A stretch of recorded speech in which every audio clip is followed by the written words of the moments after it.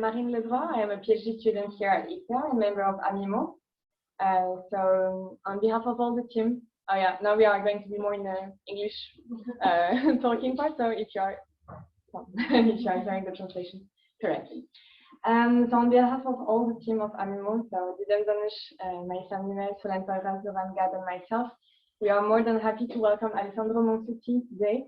Thank you again for accepting our invitation for this keynote speech, so Homo itinerans towards the global ethnography of Afghan mobilities. So before Alessandro will present his keynote speech, I will quickly introduce him.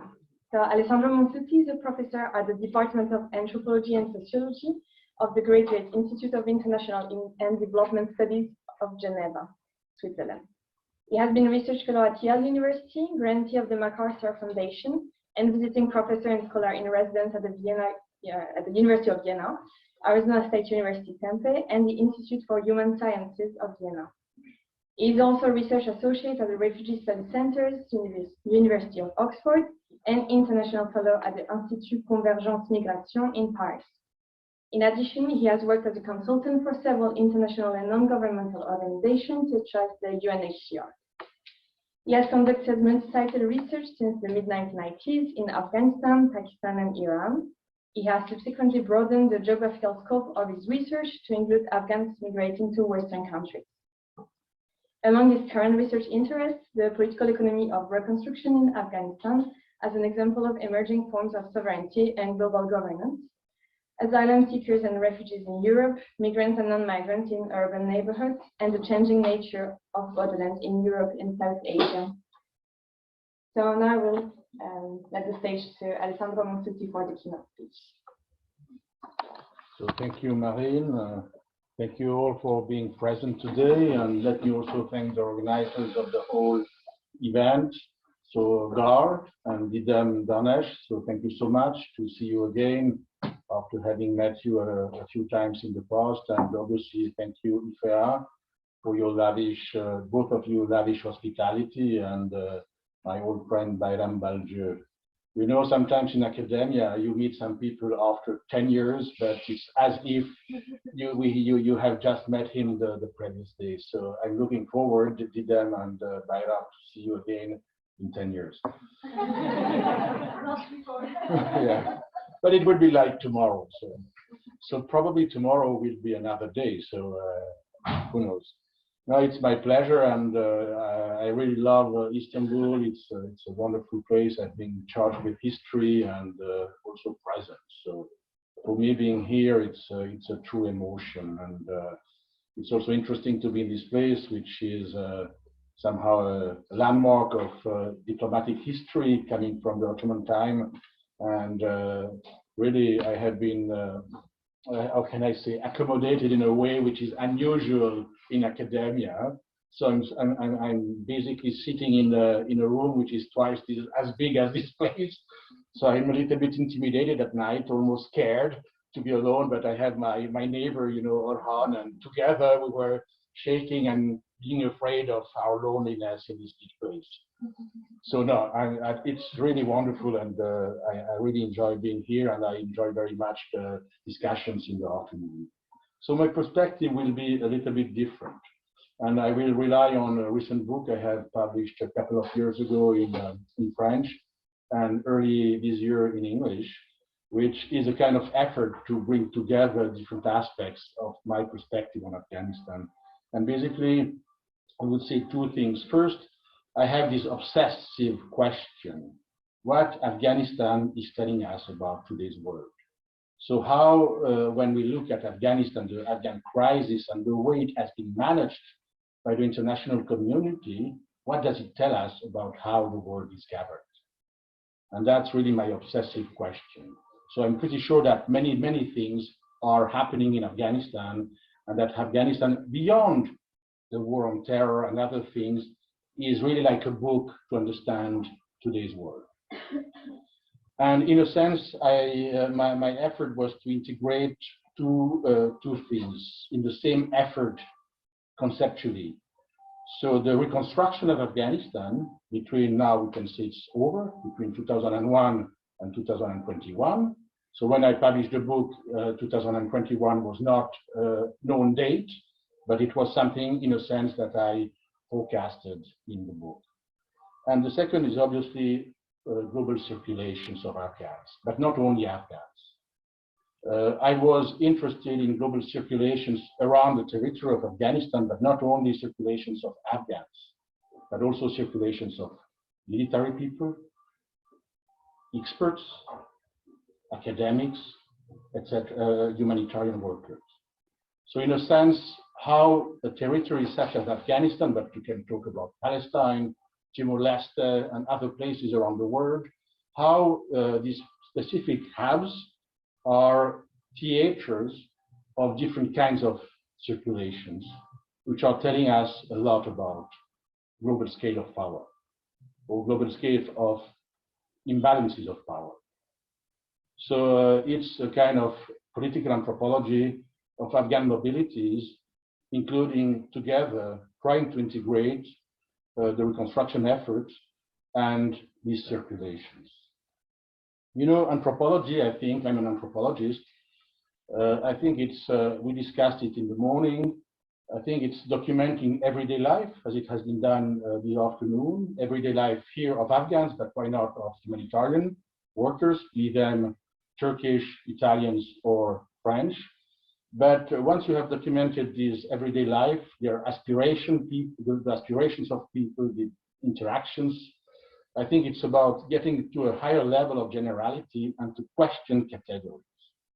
Categories like that of refugee. Let's see, I'm looking at most of your faces. You have a few revolutionaries here, like Bidan, Bayram, and Theo, but, and Horam, and Semi, but most of you have a mask. I'm from a place in Italy where we have the carnival. You know, the carnival in Europe is about putting masks on your head to insult the powerful. So the mask is a trigger, an object of subversion, historically speaking. You mask yourself in order to be subversive and to contest power relations. Today, strangely, while a country like Switzerland, but also France, we have banned masking your face in some contexts, we are obliged to be masked. And putting a mask on our face becomes here a factor of order and repression, at least control. So it's quite impressive to see how covering your face in some contexts is unacceptable. For instance, wearing a full veil in public spaces in a place like Switzerland or Europe, and suddenly we are obliged to wear it, and it becomes a tool of control in the hands of the power of the government. So I think that's all this. Please, Theo, please. Now, so that's the kind of I would say movements I find extremely interesting to observe, and how order and disorder, subversion and control are very often hand by hand. And it's very subtle how something can be transformed from one side to the other. And that's exactly what happened recently, I think, in Afghanistan. And I'm very uneasy I'm not totally sure to understand what happened, except that I think what happened in mid-August in Afghanistan was probably the demonstration of the utter failure of 20 years of reconstruction in the country. You know, $2 trillion spent by the US Treasury. You know what it means? It means 2 and 12 zeros. Millions of US dollars spent in Afghanistan in 20 years for nothing. For nothing. So could you imagine that basically the Taliban, without fighting almost, have defeated the most powerful army in world history? Do you know that one US soldier in Afghanistan costed $1 million per year? Is the most expensive soldier in human history. So how can we make sense of that? So what Afghanistan is telling us here, if you look at this kind of suddenly collapse of 20 years of massive expenditure, militarily speaking, development, humanitarian action. So that's something which I find is probably more decisive to understand the future of our world than probably 9/11.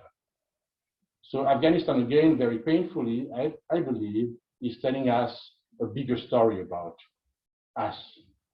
Even if you don't care about Afghans and Afghanistan, I think you have to be interested in what is going on in this country, because it's probably a key place to understand developments which will go along us for many years.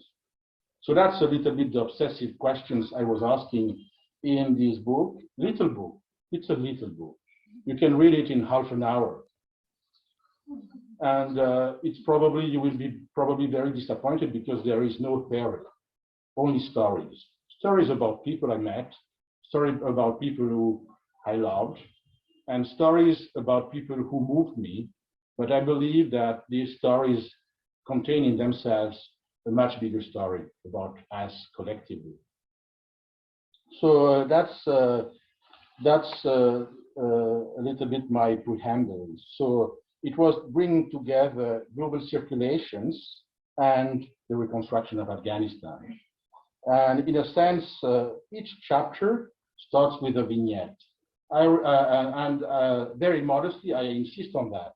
It's not like immodest move, but I speak at the first person of the singular. Not because it's I, it's because it's I. I talk about what I saw, and not about me as a Balzacian, author. I just talk about things I have witnessed as a person, as a researcher, as many things.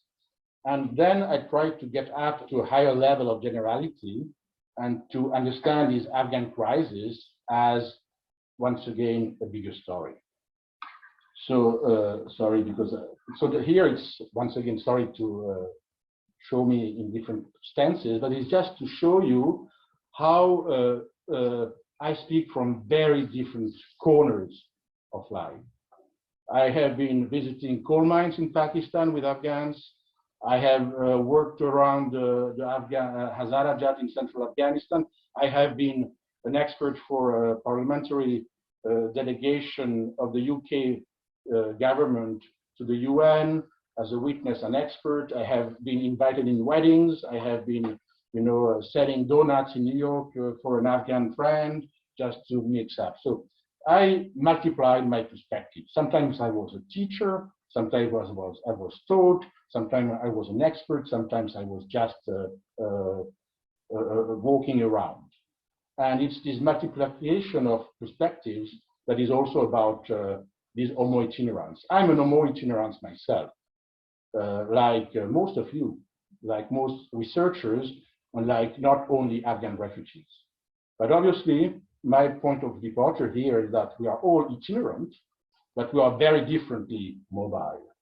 And I would say, tell me how you are mobile, and I will tell you who you are on the global ladder of power. So mobility, we are all concerned by mobility, even people who are not mobile, like many women in Afghanistan.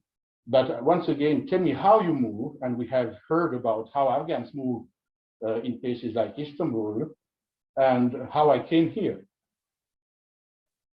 How did I come here, How is it comparable to how Afghans are crossing the place like Istanbul? So just this difference is telling you a lot about who I am and who they are. So I have been mobile, they are mobile, but not in the same way. So it's really about looking at mobilities from a power political perspective. So that's the situated knowledge. I'm trying to get to the upper scale, if you want. So each chapter starts with a vignette, with a quote from the film. And then once again, I try to get, my readers by hand into the story, and then slowly to say, okay, what was going on here? An evening with a US general. What was the hidden, I would say, transcript of this meeting when it comes to conceiving local life, intervening on local life, or I have a passion for workshops. I hate workshops, but if you start reading workshops like liturgies, it becomes fascinating. Workshops are absolutely boring, slightly less than academic meetings, but they are absolutely boring. And yeah. No, I know that. But once you read about, you meta-read workshops, and you start to understand what is at stake here, it's like development projects. They don't achieve much, but they achieve something they are not supposed to achieve. They transform subjectivities. And that's what was fascinating. So I spent a lot of time in workshops in Abu Dhabi, Geneva, and Kabul. So I have two, I would say, so my overall question is what the Afghan situation and the practices and discourses it stimulates, scrapers worldwide are telling us about today's world and the way it is governed. It seems to be a very ambitious question. Obviously, a question I could not answer, but actually it's a very childish question. It's exactly the kind of, I am the father of two, now they are a little bit grown up, but that's exactly the kind of question children are asking their parents. The real questions, big questions about the meaning of life. And obviously these questions are asked again and again, and they never get an answer. And it's like the social sciences, most interesting questions never get an answer, but they are structuring our knowledge. So I don't pretend to have answered this question, but I think the mere fact to ask it is meaningful. And clearly, I have asked it from an anti-WWW perspective. So WWW perspective here means what went wrong. Because many people in Afghanistan are telling these questions. What went wrong in Afghanistan? Why we didn't succeed in reconstructing this country? And I think this question is misleading. Because it's basically saying we did mistakes within a framework which is basically correct. And I think the mistake is not about mistakes, technical mistakes. The mistakes is conceptual, is much more fundamental. So the intervention could not have been better, I would say, because the mere fact of intervening in such a way was frauded. So my two arguments now, which are a little bit hidden in the texts. The first one is that, and I published the book at the end of 2018, so before the fall of Kabul. So the first argument is basically Afghanistan is the story of a failed hegemony. Hegemony, I don't want to go, I'm not a specialist of Gramsci. It's a Marxist term, concept, but Gramsci used it when, you know, somehow the dominated people accept somehow the terms of the domination because it's considered to be partly at least legitimate. So I would say in Afghanistan, a large segments of the Afghan population have not been convinced by the model of the state and society, which has been promoted by the UN and the US since 2001. And if we don't acknowledge that, we cannot understand why the Taliban have won so easily.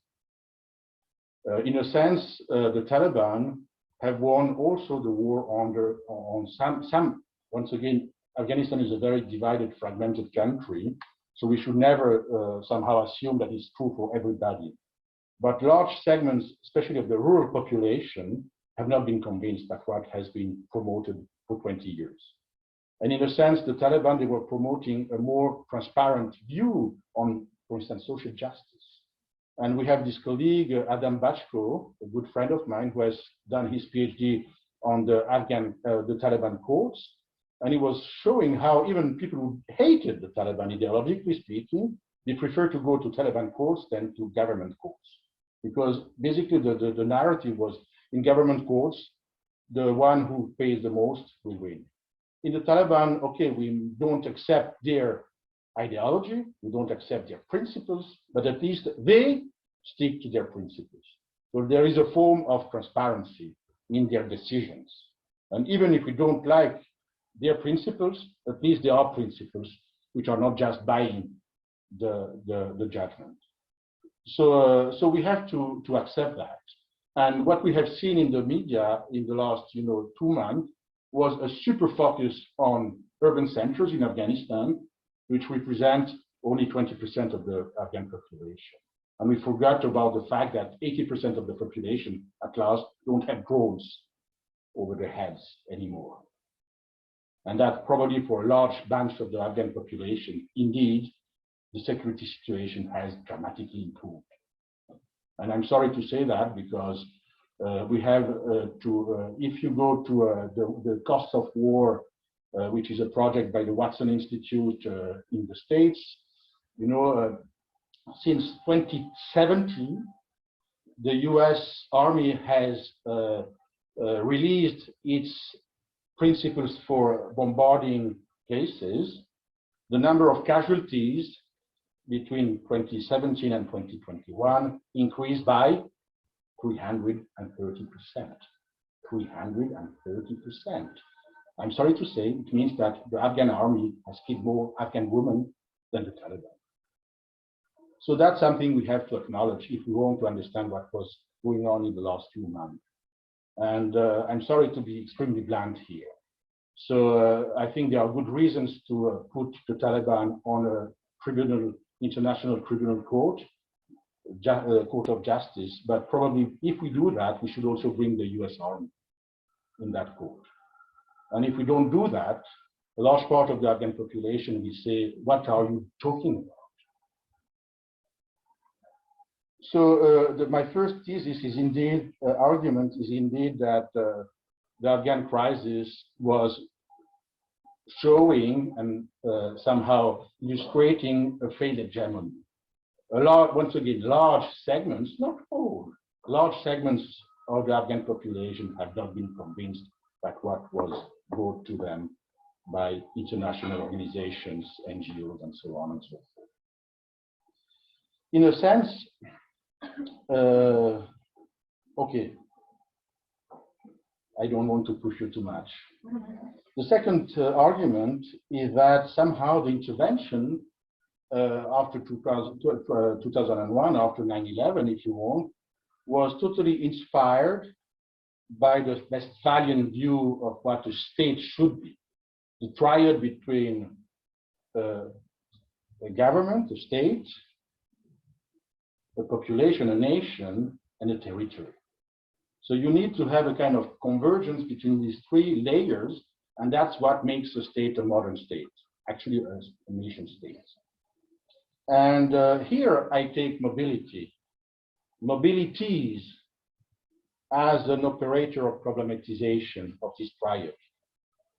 And never as much as in a place like Afghanistan, you can see a complex, multi-layered mobility where you have many, many categories of people who are mobile, and not only refugees and people suffering from violence, but also people wanting to solve violence.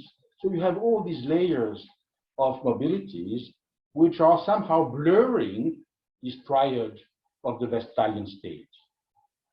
So mobility is here beyond the state, the situation of Afghans, is also allowing us to go beyond this fiction of the nation state.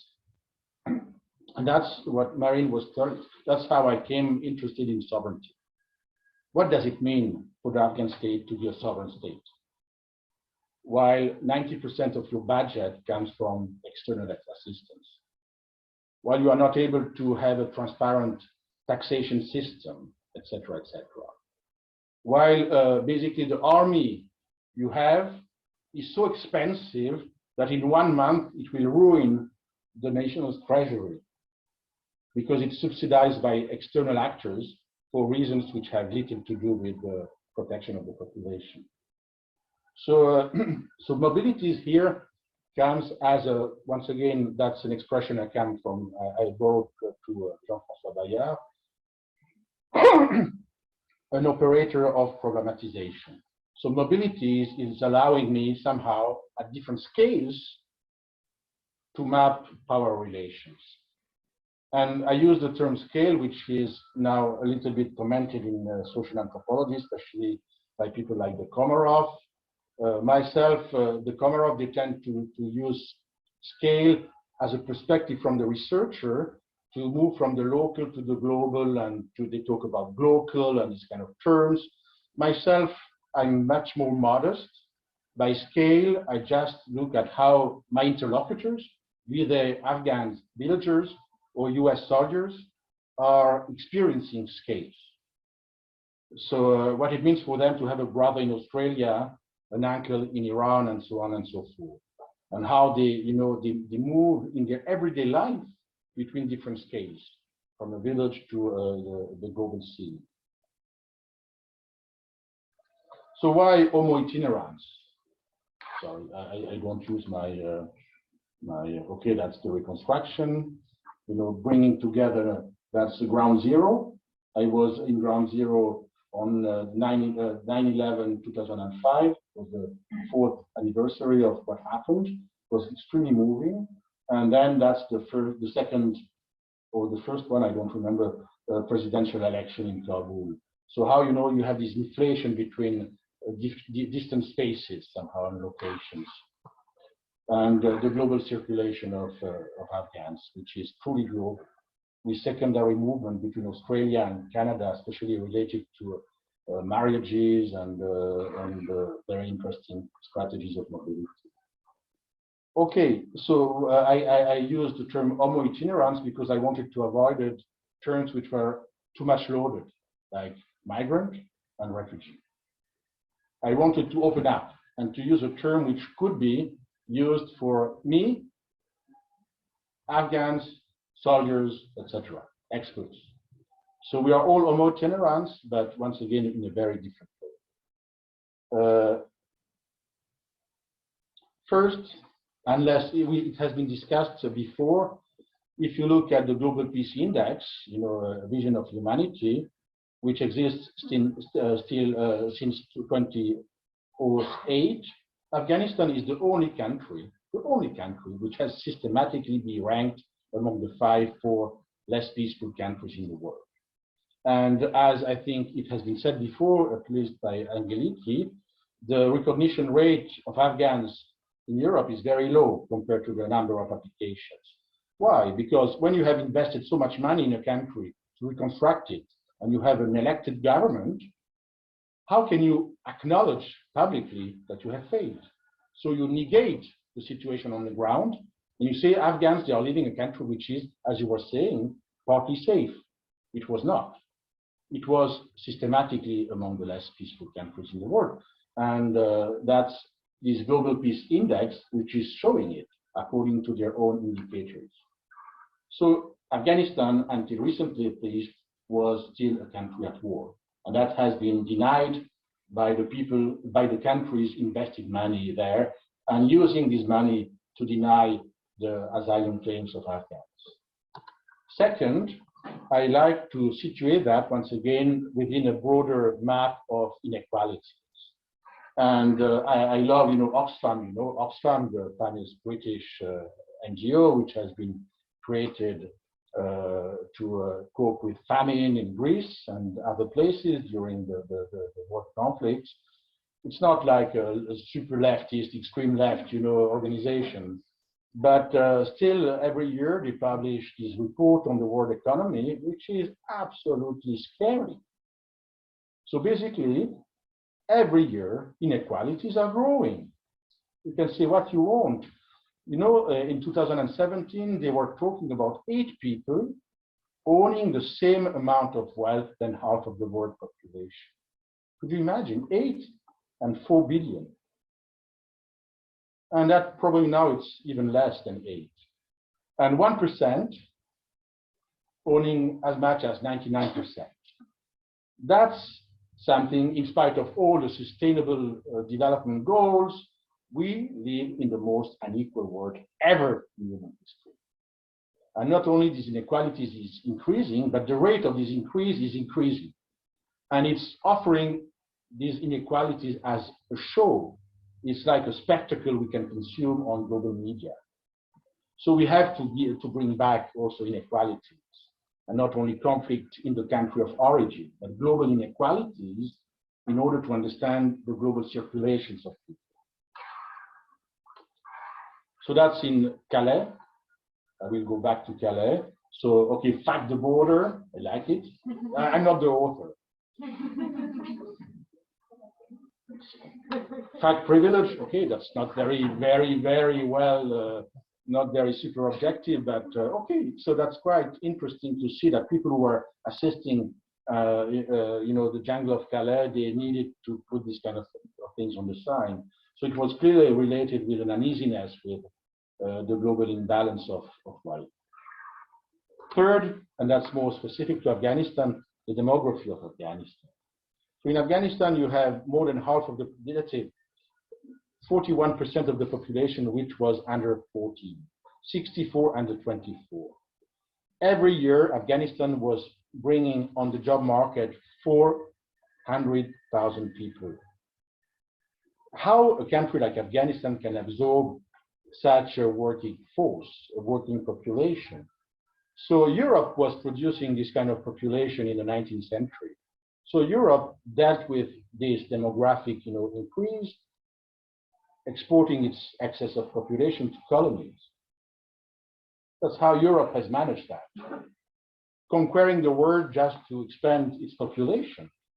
And obviously Afghanistan, it's impossible, even if it will be a truly democratic country and a truly peaceful country, demographically, there is no way for Afghans not to migrate. So that's the three, I would say, pillars which are behind, okay, Afghanistan was still at war. But even without war, you had global inequalities, explaining, how people are knocking at the door of other places and other people saying, okay, give us our share. And third, the demography of a country like Afghanistan. So you have structural reasons explaining the ongoing movement of Afghans beyond mere violence, I would say. Okay, so that's the same map that you have already seen, the land route. Obviously now it's the big question mark, what will happen after winter? I don't know myself. I'm not totally convinced, but I might be wrong. It's like throwing a coin. I'm not totally sure that you will have massive movements outside Afghanistan. I don't know. It might be. But I'm not totally sure because, once again, for a large bunch of the population, the situation has probably, in some aspects, improved in terms of security. Now the big question is economy. Because the Taliban, I have worked with Shia, so I have no sympathy for the Taliban, I can tell you. But still, they are providing probably more peace to the Afghan population than in 4 decades of insecurity. And now we are preventing them to run the country because they have no access to the assets. So I just tell you a story because I think I said it in the morning. 2 days ago, I met an Afghan student of mine whom I worked with for a long time. He worked also as a research assistant for me when I was in Greece. Basically, his mother and his brother's wife, they are in Herat. And the 2 brothers, including the husband of the woman, are in Iran. And they just want to move to Iran to be with their 2 sons and the husband. Technically, the problem they face is that the Taliban have no passport. But when I'm saying passport, they don't have the object passport. So if the Taliban would have just the passport, the empty passport to stamp it, they will immediately find a way to get an Iranian visa. They have their entries, and they will be able to reunite a family. Here they are trapped into Afghanistan because there is no physical object called passport. So this kind of material shortage, which is trapping the Afghan population for the first time in 43 years within the country. And we have focused a lot about the Kabul airport, 120 people evacuated, and we totally forgot about the land routes, which were blocked and closed by especially Pakistan. And for the first time, preventing Afghans to move around. While that's something we have discussed in the morning, mobility was for them a super efficient strategy, which was more than coping strategy. Their strategy was based on 2 pillars: dispersion of the members of the domestic unit and ongoing mobility. And that now it's not they are prevented to do that, and that's, I think, deadly. Okay, so we know, Afghans. If you look at the 2015, they were the second group of claimants to asylum in Europe after Syrians. But when it comes to recognition, they were much lower, exactly for the reasons Angeliki has mentioned. But I would say because the impossibility to acknowledge after having put so much millions and trillions in such a country that it was still at war.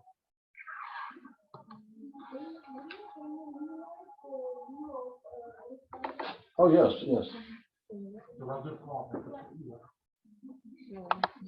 For you.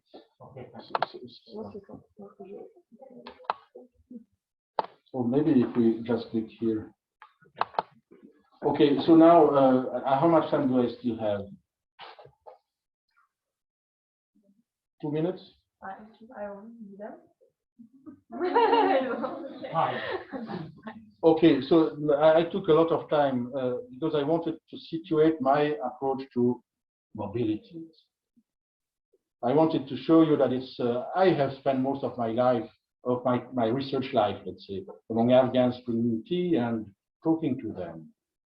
But once again, I talked about this shift from everyday life narratives to a higher level of analysis of what is going on. Now let me go back to my dear Afghans. So with a few vignettes. Here it's a workshop, a reconstruction development workshop in Kabul. So I don't want to get into much details how I read them, but I read workshops as a matrix of transformation of subjectivities. And somehow, you know, once again, it was about mixity between women and men, which is absolutely unusual in rural Afghanistan. So you brought people representative of these development committees from all over Afghanistan, and you forced them, in a sense, or you asked them to sit together with women and men on chairs. Chairs as the item of modernity. You have to learn how to behave properly in the modern world, and don't sit on the floor, but sit on a chair. And I have a kind of, I think we can do a kind of political ethnography of the chair in a place like Afghanistan. And the message conveyed by the state and the World Bank in forcing people to sit on chairs. And then look at the people around the flip chart. The flip chart is an altar. It's a liturgy. Who are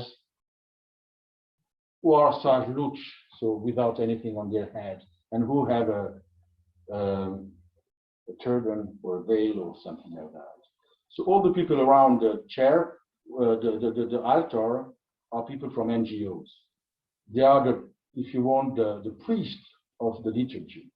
And then you have the rural delegates around who are here to consume the message, in a sense.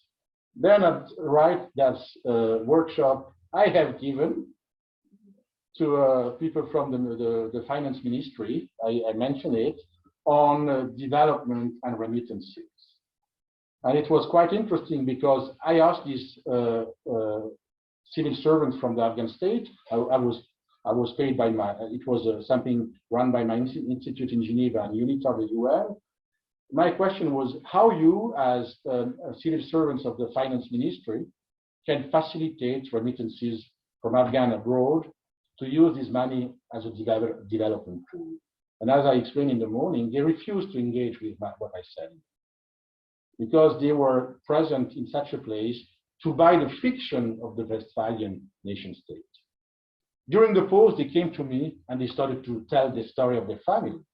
I have my brother in Australia. He's remitting $500 every month to my father. He's a good brother, a good son. And they had a totally different story between the fiction of the nation state they wanted to consume during the formal workshop and the reality of dispersion and the circulation of their families. And they didn't want us to talk about that during the course. It was so obvious for them in a sense. So these kind of discrepancies were, part of what I tried to understand. Malmö. So I was, I'm a prostitute, obviously, you know that. So I prostituted myself, and I got a lot of money from UNHCR no, I'm joking. I got approached to UNHCR to do a research between Greece to Sweden and Norway on the gap in the recognition status designation of refugees. And for them, it was a problem that different countries use different standards. Well, I think the lack of transparency sometimes is also protecting people. So that was fantastic because this gentleman, Hazara from central Afghanistan, was staged by the asylum authorities of Sweden as the good refugee. That was sadly ironic. So basically, he was the gentleman here on the left was the head of the asylum office of Sweden. He was asking questions to the young Afghan in Swedish, and the young Afghan was answering in Swedish, and then the lady on the back was translated into English for the audience. Then I talked to him, I talked in Persian, but I discovered that he was fluent in English. But still, they needed to stage him as fluent in Swedish, even if most of the people around didn't speak Swedish, because we were from Switzerland, Italy, Greece, Germany, and England. And it was hilarious, and he was just accepting to play the role of the bon sauvage. And during the pause, he had a very different, once again, discourse. And as we discussed, I'm not saying that one was fake and the other one was not. I don't say that one was staged and the other one was real life. I'm saying the two of them make sense together about power imbalances and the need he had to stage and to respond to the demand and requests of the asylum system in Sweden. I like it very much, and I will try to be very fast now. Give me 3 minutes if I. So the two gentlemen on the left, that's in Lesbos. I know that many of you have been in Lesbos. It's in Moria, more or less, and so it was in the morning in the reception center, and they were from Hazarajat, from a valley I had visited, and we started talking, and basically they were covered in mud. They just crossed the sea, for Afghans. Some Afghans told me, I knew about the sea. I never imagined that there was so much water in the world. So it's very traumatic for them by night to cross such a big extension of water. They were traumatized. And then they were keeping telling me, that's not Europe here. That's not Europe, no. Yunnan, they call Greece Yunnan, Ionia. It's not Europe, because in Europe they don't treat people like that. So they were denied. It was what I called a protective denial. They were protecting their dreams, saying that could not be Europe, because in Europe, people are not treated in such a way. That's the bathroom in Patwa. That's Friuli, a place I know a little bit. In the northeast of Italy, that's where people coming from the Balkanic van route are reaching Italy. Let me talk about this image on the left, on the right. So the little boy is my son, and I saw in the village of my family, you had a hotel with 25 Afghans and Pakistanis. And one night I had some friends of mine who are organizing a festival, a resistance festival in an abandoned hamlet. They're all leftists. The hamlet was abandoned for political reasons. I don't explain here. And every year they try to make it live again. And I went. Nobody talked to my Afghan friends. But Mr. Hassan, he wanted to be photographed with my son to send his photos to his wife, saying that he has a boy he has not seen for 3 years, with the same age than my brother, my son. When I brought them back to their hotel run by the Red Cross, he took me in his arms and he told me, Alessandro, you don't behave like people here. You behave like an Afghan. So after the protective denial, it was the judgment about the morality of the people around them. Kind of moral migration from denial. It could not be Europe, because in Europe, people are well treated, towards, you know, the judgment. You are polite and respectful with us. It's because you are a little bit an Afghan. European are not like that. Calais, I was in Calais just after, you know, the attack on the Bataclan, the very next day.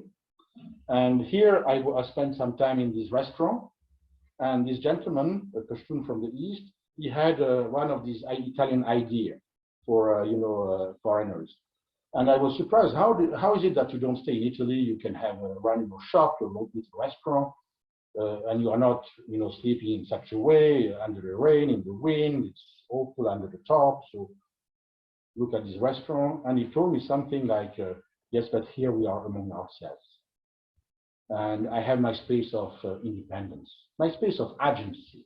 That's not what he said, but he was talking about, here we are among these underdogs, underworld, Syrians, Congolese, Eritreans, Iraqis, Kurds, you know, Afghans, etc., etc.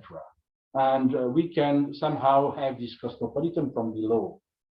And it reminded me from Italian philosopher Paolo Virno, who talked about engaged withdrawal. So it's as if at the end of this moral migration, they have abandoned almost the hope to integrate. And the only hope is to integrate within themselves in a kind of parallel society. And I didn't discover in the jungle of Calais like a dead end of people trying to reach England. It was much more than that, in a sense. It was a place, a social place by itself, a very painful social place. But it was still a place where they were reinventing a way of being together. But having withdrawn from surrounding society. I'm depicting a very bad, gloomy view of what I have done. So I'm assuming my subjectivity here and my position, in a sense, of critical position towards the way, you know, Europe and EU are managing the whole story. It's a disaster. It's a recipe for disaster.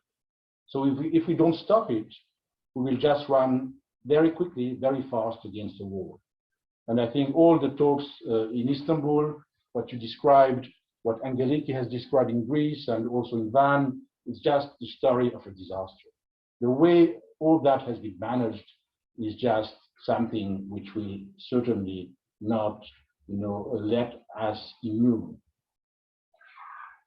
So if you give me, I would like to review that. Or maybe who wants to read it?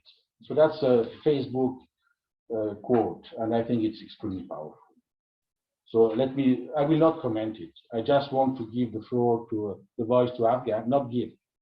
I want you, us, to hear the voices of Afghans on Facebook. Mobility is a way to survive. It's a way to open up new horizons, but it's a very painful way of exploring new options. And this text is just telling you the story. So Zari, a female Afghan who has just applied for asylum in Germany, defines herself on her Facebook page by using the term awaragi, which may be translated as wandering, itinerancy, and awara, wanderer, itinerant. I know the term exists also in Turkish, probably with a slightly different meaning. Awaragi means being born in Iran, in Tehran, expelled to Kabul, and finding myself in Berlin. But nowhere do you live your life. That little sentence elicits a number of responses. Shafika, just arrived in Australia, writes, remain an awara, there is death in immobility. There is death in immobility. That's very strong. Wandering is in our generation's blood. Just imagine, in 3 decades, we have experienced enough misfortunes for 3 centuries. Zari, during these 3 decades, 3 generations have become wanderers and a 4th is taking to the road. We are homeless, suspended without an identity. Suraya, a young woman living in the US, joined in. Dear Zahri, there is no life beyond that. Hashmat contributes to the discussion with a free verse. We should carry our identity under our arm when we set off, for the walls of our home are putrid, and we wander in streets that do not warmly welcome us. Zahri, these streets do not warmly welcome us, and these putrid walls do not bear our identity. And then I conclude, Sadiq, we are a wandering generation, Shafika, a wandering generation, always in between two moves. Even if we were no longer tossed from country to country, the simple fact that our minds are rootless would be enough to stop us remaining in our one place, even in the country that grants us asylum. There is that in immobility. Very complex statements. Thank you.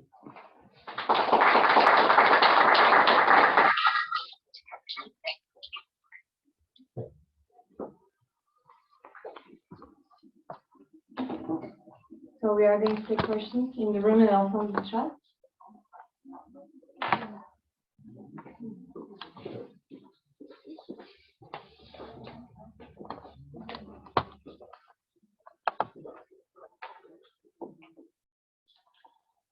On the chat, you can just raise your hand directly if you want to ask a question.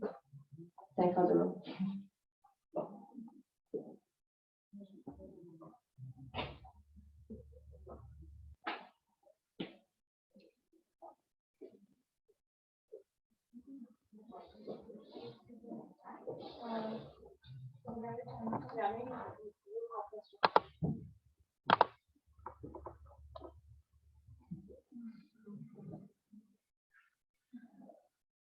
Okay, there is one in Italian I can understand. The other one is in Turkish. So. Is there? No, it's not a question. It's not a question. No.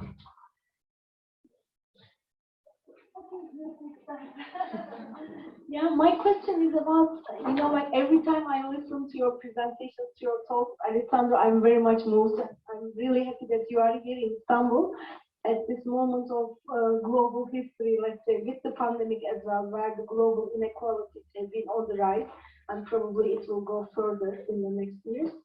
My question is how your has been received in European context or in the US. So I have not been in the US for since the book is out. I didn't want to go before, and now maybe I can go, but I have not been. I was supposed to go in October, but really it's such a hassle to travel now that I don't know about the US. In Europe, I would say it's obviously sometimes contested. So, but overall.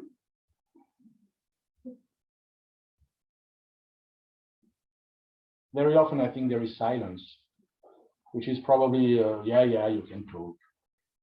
Or maybe people say, okay, we have to think about that. But very often I have the feeling that people are saying, okay, he's a crazy guy. He must be a kind of Trotskyist, which I'm not. No, I'm certainly not. A kind of anarchist, yes, I am. So, no, I'm joking, but so very often it's silence, like now a little bit. So I don't know how to interpret it.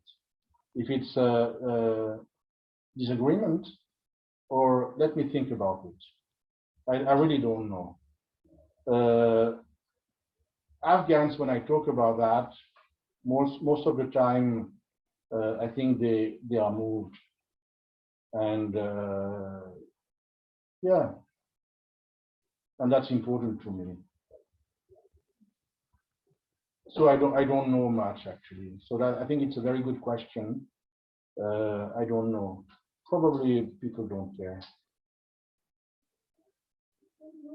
Can I follow? Because last month I was in Paris observing the rise of Eric Zemmour, the famous anti-migrant. Never heard about him. Yeah, not for you, for our colleagues who maybe never heard his name, because Eric Zemmour is not known in Turkey, but he's a very famous character, political demagogue in France, and even though he has not been so far official candidate, he he's receiving 13% of the votes, and his main 13, right.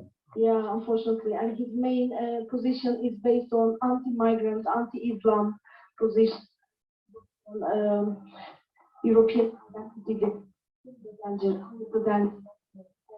migrants. So whenever I discuss with my academic colleagues in France about the rise of Zemmour, I felt that they are living in kind of an ivory tower. Oh, yeah. They have a very left-wing perspective, but totally cut out of the real life, because 13% actually represents something. And I observed people, ordinary people, supporting Zemmour. And the academics, I mean, maybe we can talk a little bit more about this, the global inequality. Thank you very much for this question, because I have my own take on that. Okay, in terms of the academic world, which assumes itself out of this global inequality, but which is actually kind of reproducing. I don't know if you know the elephant chart by the economist, the development economist. I never know if it's Milan Brankovic from the World Bank, and he has this chart, you know, the elephant chart. So it's like an elephant from the tail to the trunk, and basically the tail and it's the evolution during globalization of wealth. And basically the tail are the poorest of the poor. And basically the poorest of the poor are as poor as they were 30 years ago. Then the shoulder of the elephant, higher, they are the middle class of the BRICS, to put it briefly. Brazil, India, China, and so on. And they have certainly progressed a lot during these 20, 30 years. Then you have how can I say, you know, the middle of the tramp, that's us. Western middle class. We have not lost, but we have seen the rise of other people, and comparatively, we have the feeling to have lost. And then the end of the tramp, which is going up again, that's the richest of the rich, who became immensely richer. So you have the tail, the poor of the poor, they have not changed. The richer of the richer, they became immensely rich. Then you have the middle class of some developed, some countries, and the middle class of the industrial or post-industrial countries. And these people, these categories of people, once again, they didn't lose much, but comparatively, they consider to have lost because they have not progressed like other categories of the world population. And that's exactly these people. And I think we have to listen very seriously. What is unifying, I would say, the Afghans we are meeting, and the people who are probably supporting Zemmour, it's anxiety. I think there is a form of anxiety and a feeling of injustice. And that's quite amazing that I think, once again, when I was talking about this journey from Lesbos to Friuli and Calais, is the story of a feeling of injustice. But I think people who are supporting Zemmour are also feeling injustice. It's unjust. We have worked hard for this country, and now other people are coming and eating up the result of what our parents have done. And obviously, I don't think they are right, but we have to listen to their anxiety. If we don't, they will vote to people like Zemmour. So I think for me, there is a kind of widespread anxiety across different categories of the world population, and this feeling of widespread injustice. So for me, we are in a world where increasingly people think the social order and the economic order is unjust. And that's a feeling we have to take very seriously, I believe.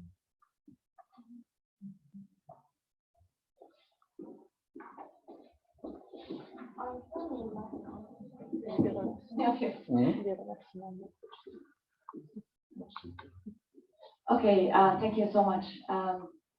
I have lots of questions, but I'm trying to organize them. Firstly, yeah, it is quite obvious, meaningful, and understandable that why you put the concept of mobility as a central theme determining the global hierarchies of power. But it is also situated well-known knowledge within the stories and theories on race, post-colonialism, the ocean theories, and some segments of Marxist literature as well. So people are trying to look at the global apartheid, neo-colonial regime between global south and north, etc. So the first question is that why, I'm wondering what the case of Afghan and Afghanistan specifically provides something more or a different perspective to ongoing discussions for the last 4 decades. So what is specific for Afghans, differentiating it from the global south, the story of global south. The second is, with respect to Taliban. That's already a big question, you know, the first. No, just easy one. I had some doubts about how we can conceptualize the history of Taliban, because if I'm correct, please, correct me if I'm wrong. You make a kind of a differentiation between Taliban and a failed hegemony of the West in general, US and also Europe and also international institutions as well. So if you make such differentiation, then how we can understand the fact that US hasn't put Taliban among the terrorist lists since 2001. And then how we can understand the funding, the huge funding, millions of dollars also supporting Taliban in Pakistan and also in Afghanistan coming from the West. So is Taliban something different than this failed hegemony of the West, or is it a production of the West too? So that's a kind of a provocative, but also wrong, hard question, I know. But I have doubts about to make that kind of differentiation. Okay, thank you. Okay, let me first start with the second question. So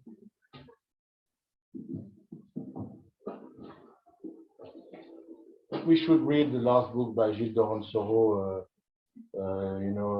which is really, I think, explaining a lot about the Taliban. I have worked among the Hazaras mostly. Obviously, I'm good friends of the Taliban, historically speaking. But I think if you look at, I think the Pashtun rural society from the south went through the same kind of transformation, socially speaking, than the Hazaras 15 years earlier in the 80s, when basically the tribal elites and the landlords, class was discredited and was replaced by a new class of political people. In the case of Hazaras, they were Khomeinis, Hazara migrants who spent time in Iran and came back full of the Khomeinist revolutionary ideology, Mustazafin and basically they get rid of the local elites, sometimes physically. Local elites, very often they were Maoists, they were the son of the Khan, and now they are back running NGOs, and there is a new alliance between the old enemies. But you had a kind of social revolution among the Hazaras in the 80s, where you had the rise of a new elite, justifying their rise, politically speaking, in the name of Islam. It's exactly the same with the Taliban, I think. Obviously, in another context, they were in Pakistan, the madrasas. But for instance, I think Mullah Mujtahid, one of the leader of, I'm not sure it's Mujtahid or another one, is from the same tribe than Karzai. And Karzai is from the royal establishment. Probably the father of Mujtahid was a farmer, a client, Hamsaya, of the fathers of Karzai. And Mujtahid took over, like the Hazaras, they had this kind of reversal of power games. So you have first to understand the Taliban, I think you have first to understand how Pashtun society has been transformed in the last 30 years or 40 years. Then that's probably true that the Taliban got a lot of support from outside, but certainly much less than the government. Much less than the government. So when they say, okay, they are supported by Pakistan, okay, the Kabul government was much more massively supported by the US. So if we have to explain what is going on through the support from outside, so it doesn't match. There is something which doesn't work here. So if we want to understand the success of the Taliban, we need to add something else in the balance. We need to.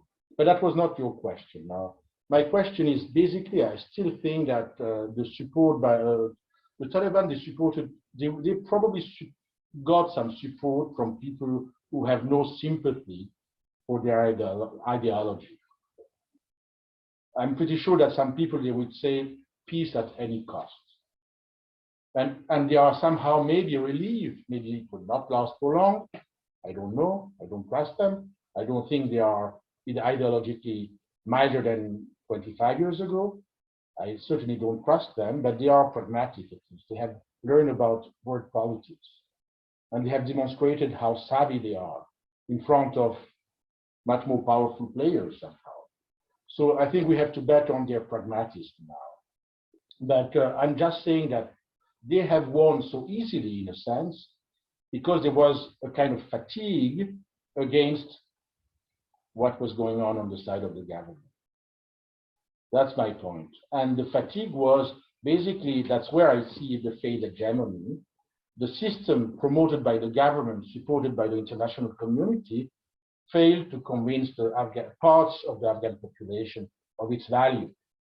And they somehow, even sometimes passively, not supported the Taliban, saying it's a better system, but it can be difficultly, maybe it's not worse. That's what I'm saying. So, the failed hegemony is not so much that the Taliban, because in a sense, the Taliban, if we want to now forget about politics, but think about anthropology, the previous government, the Kabul government, was truly a transnational protectorate. It was truly a transnational system of governance with NGOs, UN agencies, and so on, with a budget which was not promoted by themselves, by the state, by the government, etc., etc. It was really, my friend Boris Patrick has talked about Kyrgyzstan as a global protectorate. So Afghanistan was a global protectorate. And paradoxically, I would say the Taliban represent a renationalization of the territory. They are also truly transnational because they are supported by a lot of sympathizers, you know, around the world. But in a sense, they are more truly territorialized than the previous government. So in a sense, they are paradoxically a move away from this global protectorate, in a sense. I don't know, it's an hypothesis, but for me, the Taliban, they still need to be understood. First, they are not jihadists. They don't want to export, you know, jihad outside Afghanistan. They have done it through Al-Qaeda 20 years ago, and they lost power for that. And even CIA has accepted that the Taliban were not actively involved in the organization of the attacks of 9/11, but they accepted that Al-Qaeda was organizing that from the Afghan territory. And in so doing, they committed a political suicide. Will they do the same mistake twice? I don't know. I'm not in their heads. The option is not, it's possible, it's possible. But in a sense, I would say we have to help them not to repeat the mistake. And if we don't accept them as somehow, you know, the people who have won the war, we will just force them to go towards this direction. So we have to be super pragmatic with people who have learned pragmatism. I'm sorry to say that, but I think there is no option except somehow collaborating with them. There is no option. What's the other option? To organize again an attack on Afghanistan? To replace again the Taliban with another government? So what's the option we have now? So that's something we should deconstruct. But I think the fact that the Taliban have won without, you know, fighting so much at the end of the day. Okay, you know, I think you attribute too much intelligence to the West, and I'm not in favor. Yeah, I know, I'm not in favor of this kind of theories. Yeah, but everywhere, even Afghans are saying these kind of things. Sincerely, I think you know, these kind of theories are very reassuring, because basically it's the idea that everything follows a plan. and people are in charge of this plan, and I think I don't see so much intelligence, in the world. Only God has such powerful intelligence now. I don't buy it, but once again, that's an ongoing debate. But who would have done it? So which kind of political actors? So the U.S. government, the U.S. presidents, one after the other, the CIA. So who would be the mastermind behind this plan? That the U.S. have a very ambivalent positions towards the Taliban, that's very clear. If you look at 2001, if it would not be for the feminists in the U.S., and it would not have been for the destruction of the Buddha in March 2001, I think the U.S. government was about to recognize the Taliban. And once again, the Taliban, they have committed a suicide, doing what they did. And so I'm pretty sure that the U.S. would have been, very shameless in recognizing the Taliban. And I'm pretty sure that tomorrow we can do it again, because once again, they are collaborating against ISIS, and they have this kind of double bind, politics. So I buy your point partly, but philosophically, I don't think the world is run by anybody. Let's say like that. I think we are in a much more messy situation. But that's debatable. The complex relationship between Russia, India, China, Pakistan. So I don't want to continue that, but there are complex explanations why easily U.S. decided to just get out of the region.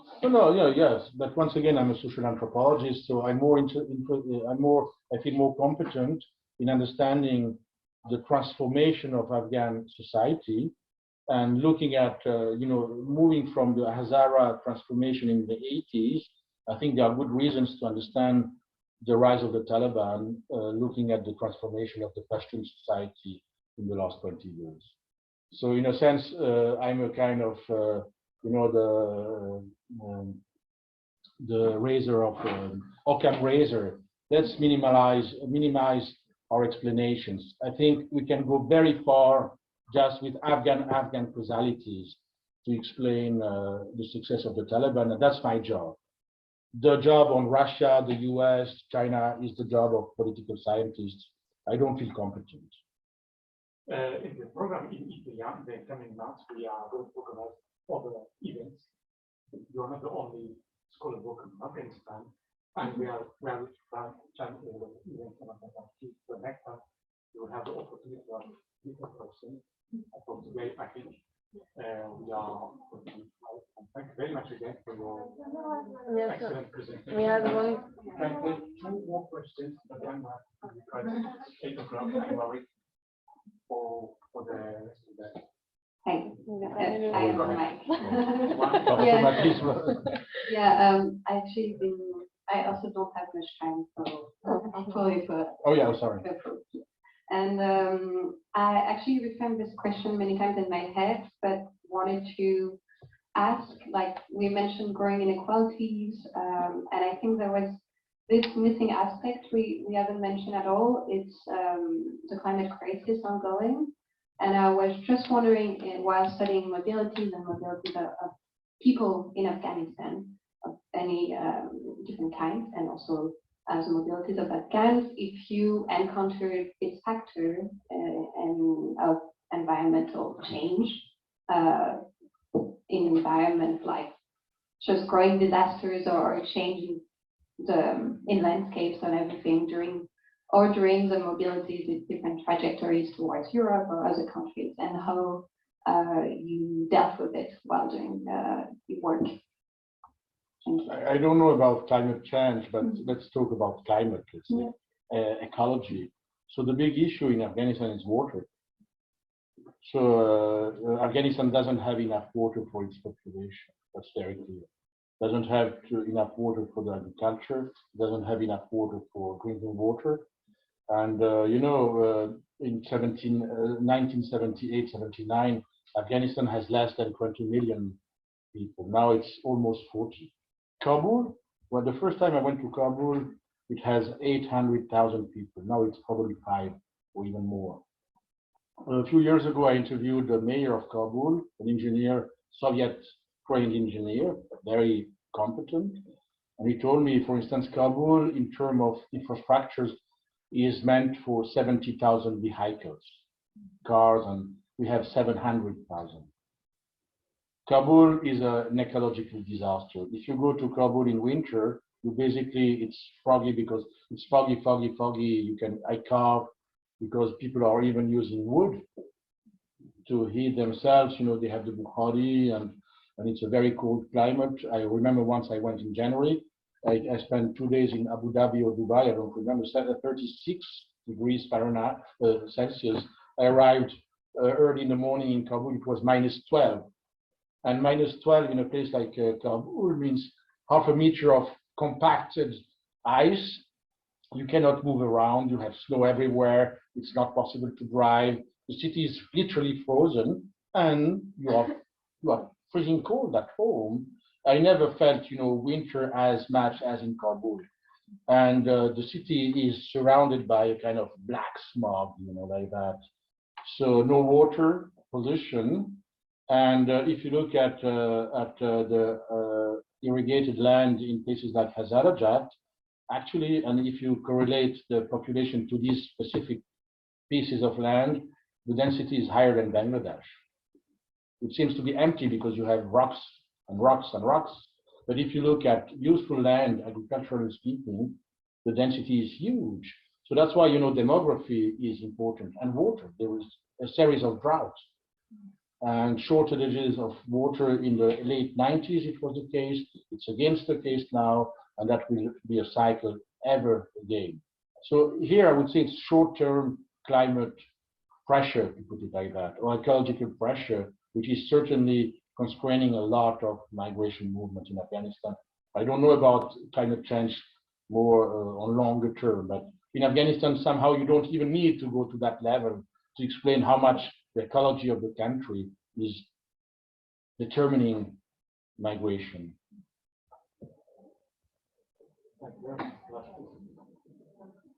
If I may, can I ask a question if I'm the microphone is on? I was just thinking about this Facebook post that you read for, like immobility is that, and I was thinking like most of the policies like for controlling migration and also the labor practices for migrants workers are about immobilization in Europe, but also in Turkey. Do you think it's like a way of docilization, or is it even a word? I'm not sure. Like a way of controlling bodies by immobilizing. Let me show it briefly. Yes. Yes, I'm pretty sure. It's, you know, it's about controlling bodies in a certain way, constraining bodies in a certain way. So there is no doubt. And recently I have drafted a paper with a young colleague, PhD student of mine, Sarah Bittel, on waiting and playing among Afghans in the Balkans. And, you know, playing cards, playing Ludo, as you can see upstairs. You know, there was an exhibition, playing online. And so what is at stake in mobilization, and how the people who are forced to wait, how they respond to waiting in a creative way to make this waiting, you know, as meaningful as possible. And we try to show that playing is a form of agency, because in playing they reinvent the social relations, they develop new ties that they will keep on the longer run when the group is spread. And it's quite impressive to see when the people have spent some time in Greece together in the same container, when one is succeeding to reach Germany, they still play together online this time. So as if playing in a container was a matrix of creating new social ties. And it's a way, in a sense, I think, to play with immobility. They are forced to stay, they are forced to wait. So let's do something from this waiting.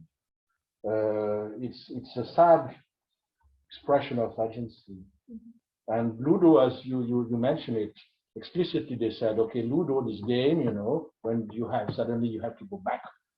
You are deported back they sadly say that's the metaphor of who we are. That's a metaphor of our life. There is a sad metaphor, you know, when you are eaten out by another, go home, deported, bam, and they can comment on that in a very sad way. So it's a way to even have a kind of ironic stance on their sad life. Irony has a healing dimension. There is not the funniest people in the world are, you know, in the positive are Romanians. My wife is Romanian, so why, you know, in the winter during Ceausescu time, people in Bucharest, they kept the windows closed. Now, not to cool down the streets, because they have no heating system. So if you keep the window open, okay, the streets will be colder because the houses are so cold. So this kind of humor, you know. So that's a healing mechanism, I think. And Afghans have this kind of sad irony on their own life. Yes, sorry. No, thank you. Thank you so much. This was great clarity. Sorry about that. Actually, my question was similar to Marie. When I saw the last statement, I was already actually asking myself why you put mobility in the center of the discussion, if it's on world governance and Afghan issues in the center of the world governance, why you speak that much of mobility instead of immobilization or such a thing. And then I'm not really satisfied with the idea, even I find it stimulating, of a mobility strategy, a general mobility strategy. I would like to know of the disputes inside Afghan communities and the interaction with other institutions. Yeah, I mean, how is mobility or immobility discussed inside?